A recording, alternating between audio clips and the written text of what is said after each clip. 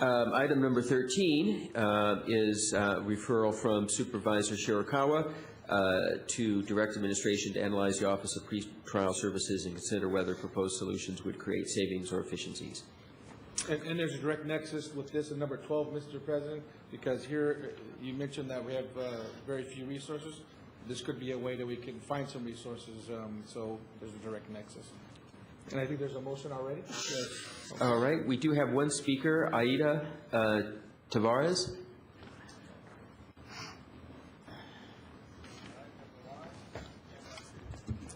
Hi, my name is Aida Tavares. I'm the Chief Steward of Pretrial Services, and I'm also a Pretrial Services Officer in the Supervision Unit. I wish to comment on item 13 because I'm both concerned and disappointed.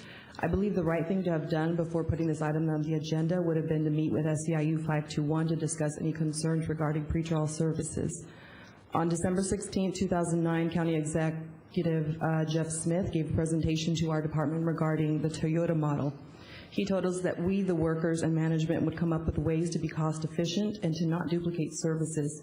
However, by putting pretrial services on the board agenda for review, it takes this opportunity away from those of us who do the work and know the benefit of our services, the chance to propose our own solutions to create savings and efficiencies, and in this I am disappointed.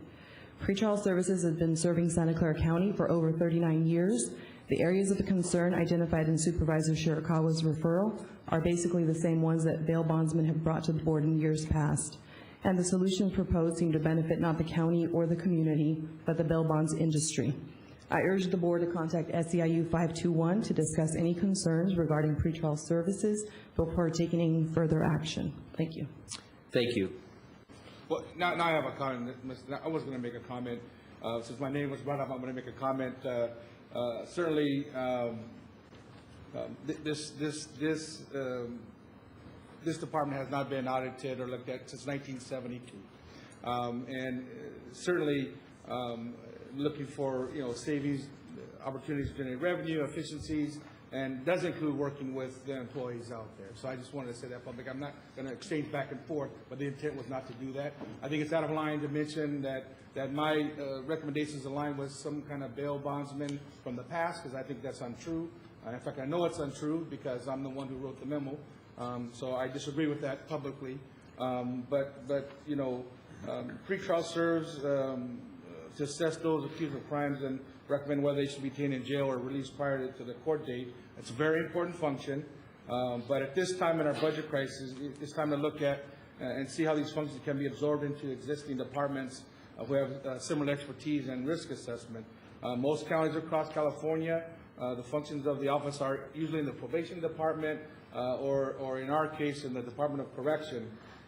Like I said, there's been no audits in 1972, about 40 years ago, almost as long as I've been alive.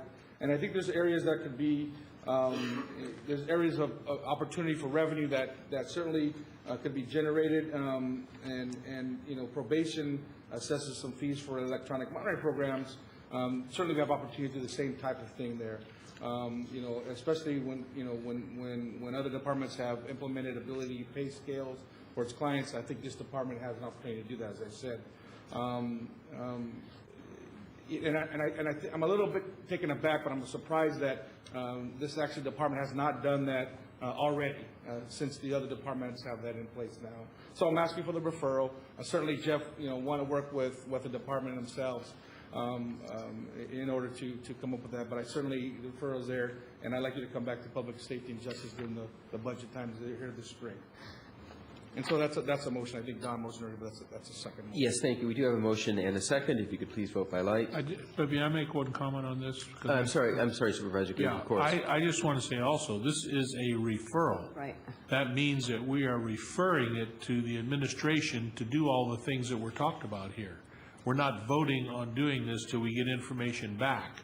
So I'm a little taken back by the comments because we do referrals all the time, and what we want to do with the referrals is gather information, have the administration talk to the departments and everybody else to find out whether this is a doable thing.